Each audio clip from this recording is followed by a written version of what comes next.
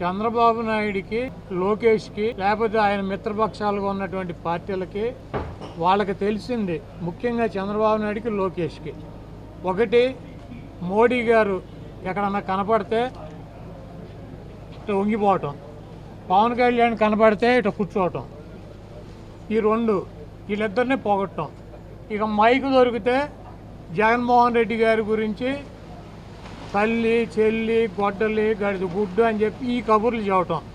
ఈ తప్పించి ఈ 2 సంవత్సరాల్లో నువ్వేం చేసావురా బాబు అని అడిగితే తల్లి, చెల్లి, గొడ్డలి, లేకపోతే సైకో, లేకపోతే వాళ్ళు కనబడితే లేకపోతే ఇట్ట. ఈ డ్యాన్సులు, ఈ సొల్లు కబుర్లు తప్పించి 2 సంవత్సరాల్లో చంద్రబాబు నాయుడు గారు చేసింది ఏంటి? ఈ రాష్ట్ర ప్రజలకి సూపర్ 6 అన్నాడు, దాన్ని సూపర్ 0 చేశాడు. కాబట్టి ఈ రాష్ట్ర ప్రజలు చాలా క్లారిటీగా ఉన్నారు. చంద్రబాబు చెబితే మోడీ గారికి వంగి నమస్కారాలు, పవన్ కళ్యాణ్కి వంగి నమస్కారాలు, జగన్మోహన్ రెడ్డి గారిని సైకో, గొడ్డలే, గడిది గుడ్డు అని ఈ సొల్లు కబుర్లు తప్పించి ఈ రాష్ట్ర ప్రజలకి నువ్వు సూపర్ 6ను 0 చేసావా చేయలేదా అది చెప్పమనండి. అవి ఏమి చెప్పడు. ఈ 2 కార్యక్రమాలు ఆయనకి తెలిసిందే. ఈ 79 సంవత్సరాలు, 76, 78 సంవత్సరాల వయసులో వంగి నమస్కారాలు పెడతాం ఒక ఇద్దరికి, ఆయన పట్టుకుని గొడ్డల పార్టీ, గడిది గుడ్డు పార్టీ అని చెప్పి తిడతాం. ఈ రాష్ట్ర ప్రజలు చంద్రబాబు నాయుడు దరిద్రం ఎప్పుడు వదులుతుందా అని చెప్పి ఎదురు చూస్తున్నారు. ప్రజలే వదిలిస్తారు. మీరు 2 ఏళ్ల కాలంలో మీరు ఏం చేయలేదని చెప్తున్నారు, కానీ ఈ 2 ఏళ్ళలో మేమే అభివృద్ధి చేశాము, 5 ఏళ్ళు వైసీపీ ఏం చేసిందో చర్చకి నేను సిద్ధమని చేసినట్టు రావచ్చు, కానీ చేయనట్టు మొత్తం ఏంటది చర్చకి రావాలంట. లోకేష్ ఎవరు? జగన్ గారు రావాలంట. లోకేష్ పిలిస్తే ఇప్పుడు లోకేష్ ఉన్న ఒక శాఖని సరిగ్గా నడుపుకోలేకపోతున్నాడు. దాని మీద చర్చ పెట్టుకోమనండి. జగన్మోహన్ రెడ్డి గారు చర్చకి రావాలంటే ఎవరు రావాలి? చంద్రబాబు రావాలి. ఈయన ఎవరు? ఇప్పుడు ఎన్టీ రామారావు పుట్టినరోజు వాళ్ళ మహానాడు జరుపుతున్నారు. ఎక్కడ జరుపుతున్నారు? ఏ స్థాయి నుంచి ఏ స్థాయికి తీసుకొచ్చారు? కాబట్టి ఇవన్నీ చంద్రబాబు నాయుడు ఇంకా 3 సంవత్సరాలు ఇద్దరికి వంగి నమస్కారాలు పెడతాం, జగన్మోహన్ రెడ్డి గారిని తిడతాం. ఇదే కార్యక్రమంతో సూపర్ సినిమా కంప్లీట్ చేస్తాడు. ఈ రాష్ట్రంలో రాబోయే ఎన్నికల్లో జగన్మోహన్ రెడ్డి గారికి ఒకటే మైనస్ ఏంటంటే చంద్రబాబు లాగా అబద్ధాలు చెప్పలేడు, చంద్రబాబు లాగా ద్రోహాలు చేయలేడు, చంద్రబాబు లాగా అబద్ధపు ఎన్నికల వాగ్దానాలు, ఎన్నికల మేనిఫెస్టో చేయలేడు. అవసరానికి ఎవడోడు కాళ్ళలో గెడ్డలో పట్టుకుని వంగి నమస్కారాలు పెట్టుకోలేడు. ఆయన ఏను చచ్చినా బతికినా ఒకే రకంగా, ఆయన గెలిచినా ఓడినా ఆయన పద్ధతి నిజమే చెబుతాడు, స్టడీగానే నిలబడతాడు. ఉన్నదే ప్రజల కోసం, మోడీనైనా లేకపోతే ఇంకొకళ్ళైనా సరే అదే రకంగా మాట్లాడతారు, అదే రకంగా అడుగుతారు. వాళ్ళు జగన్మోహన్ రెడ్డి గారు ప్రతిపక్షంలో ఉన్నాడు, వాళ్ళు జగన్మోహన్ రెడ్డి గారు ఎట్లా మాట్లాడాడు, చంద్రబాబుని ఏ రకంగా సంబోధించాడు, వాళ్ళు ఎట్లా సంబోధిస్తున్నారు. కాబట్టి ఇద్దరికేమో వంగి నమస్కారాలు పెడతారు. ఎందుకు ఆ కర్మ? ఈ రాష్ట్రంలో ప్రజలు అడుగుతున్నారు, చంద్రబాబు నాయుడు సీనియరా, మోడీ సీనియరా, పవన్ కళ్యాణ్ సీనియరా, చంద్రబాబు నాయుడు సీనియరా? అంత వయసు వచ్చి అంత వంగి నమస్కారాలు పెట్టాల్సినటువంటి కర్మ ఈ మనిషికి ఏమొచ్చింది ఈ వయసులో? ఇంత కర్మ. ఎన్టీ రామారావు తెలుగుదేశం పార్టీ దేనికి పెట్టాడు? తెలుగువాడి ఆత్మగౌరవం అని పెట్టాడు.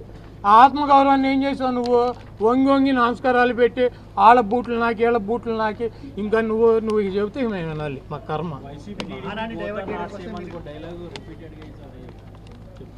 2 ఒకటి కాదు. అబద్ధాలతో నలుగురిని కలుపుకొని గుంపులుగా వచ్చేవాళ్ళు వాళ్ళు, సింగల్గా వచ్చే సింహం ఇది. 2 ఎట్టవుతాయి? ఒకటి అది అందరికీ తెలిసిందే కదా. ఏను చచ్చినా వెయ్యే, బతికినా వెయ్యే. అది అధికారంలో ఉంటే 1000, అధికారం పోతే 0. 2 ఒకటి కాదు. మేము చెప్పేది కూడా అదే. సరే, మహానాడిని డైవర్ట్ చేయడం కోసం మీరు ఈరోజు మీటింగ్ పెట్టుకున్నారని చంద్రబాబు అంటున్నారు. అవునా? డైవర్ట్ అయిపోయిందా? Very good.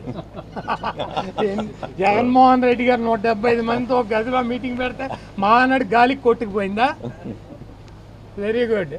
ఈ 2 సంవత్సరాల్లో ప్రజల్ని చేసినటువంటి మోసాలకి ఏమేం మోసాలు చేసిందనే దాని మీద 4వ తారీఖు నుంచి, ఏదైతే 2024 జూన్ 4వ తారీఖున లెక్కింపు జరిగిందో, ఆ రోజు లెక్కింపు జరిగిన రోజు నుంచి చంద్రబాబు నాయుడు ముఖ్యమంత్రిగా ప్రమాణ స్వీకారం చేసిన రోజు వరకు జూన్ 12వ తారీఖు వరకు నిరసన కార్యక్రమాలు నిర్దేశించడం జరిగింది. ఆ కార్యక్రమాలు 4వ తారీఖు, అలాగే 8వ తారీఖు కానీ, 9వ తారీఖు కానీ, అలాగే 12వ తారీఖు కానీ ఈ కార్యక్రమాల్ని ప్రజలకు ఇచ్చినటువంటి వాగ్దానాలు ఏ రకంగా మోసం చేశాడు. సూపర్ 6 సూపర్ హిట్ అంటాడు, ఇదేమో సూపర్ ఫ్లాప్ షో అది. అలాగే మరొకటి, రాబోయేటువంటి స్థానిక సంస్థల ఎన్నికల్లో ఖచ్చితంగా వైఎస్ఆర్ కాంగ్రెస్ పార్టీ తరఫున ఏ కార్యకర్త ఫ్యాన్ గుర్తుకు పోటీ చేసినా కూడా పార్టీ బాధ్యులైనటువంటి కాన్స్టిట్యున్సీ, అసెంబ్లీ కాన్స్టిట్యున్సీ ఇన్ఛార్జి అతనికి అండగా నిలవాలి. అతనికి పార్టీని గెలిపించడానికి అతను శాయశక్తుల అసెంబ్లీ ఇన్ఛార్జి ప్రయత్నం చేయాలని చెప్పనేది కూడా దిశానిర్దేశం చేయటమే కాకుండా ఎస్ఐఆర్ స్పెషల్ ఇంటెన్సివ్ రివిజన్ ఏదైతే ఉందో ఓటర్ల ప్రక్రియని మరొకసారి దానిలో బాధ్యతగా తీసుకోవాలి. అర్హత కలిగినటువంటి ఏ ఓటరు కూడా ఓటర్ లిస్టులోంచి తొలగించేదానికి అవకాశం ఇవ్వకుండా బాధ్యత తీసుకోమని చెప్పని, అలాగే రేపు 31వ తారీఖు వరకు ఉన్నటువంటి అవకాశాన్ని ఉపయోగించి యాప్లోనే మ్యాపింగ్ చేసే దాని కార్యక్రమాన్ని కూడా బాధ్యత తీసుకోవాలి. అలాగే 5వ తారీఖు లోపు బిఎల్ఏలందరికీ కూడా ట్రైనింగ్ ఇచ్చే దాంట్లో ప్రభుత్వం చేసేటువంటి కార్యక్రమంలో ఖచ్చితంగా పాల్పంచుకోవాలి ప్రతి ఒక్కరు. అలాగే బిఎల్ఓలతో పాటుగా బిఎల్ఏ అందరూ బూత్ లెవెల్ ఆఫీసర్స్తో పాటుగా బూత్ లెవెల్ ఏజెంట్లు ఏదైతే వైఎస్ఆర్ కాంగ్రెస్ పార్టీకి కానీ వివిధ రాజకీయ పార్టీలకు ఇచ్చేటువంటి ఏజెంట్లందరితో పాటు వైఎస్ఆర్ కాంగ్రెస్ పార్టీ ఏజెంట్ కూడా ఇంటింటికి వెళ్ళాలి. దానిలో మ్యాపింగ్ చేసే దాంట్లో లేదా ఎన్యూమరేషన్ చేసే దాంట్లో బాధ్యత తీసుకుని ప్రతి ఓటర్ని, అర్హత గల ఓటర్ని కూడా ఉంచేట్టుగాను, అర్హత లేని దొంగ ఓట్లను తొలగించే దాంట్లో కూడా బాధ్యత తీసుకోమని చెప్పని ఆయన దిశానిర్దేశం చేయడం జరిగింది. అలాగే ప్రభుత్వానికి కూడా, అలాగే ఎన్నికల కమిషనర్, ఆంధ్రప్రదేశ్ రాష్ట్ర ఎన్నికల ముఖ్య అధికారికి కూడా వైఎస్ఆర్ కాంగ్రెస్ పార్టీ తరఫున మేము గట్టిగా డిమాండ్ చేస్తున్నాం.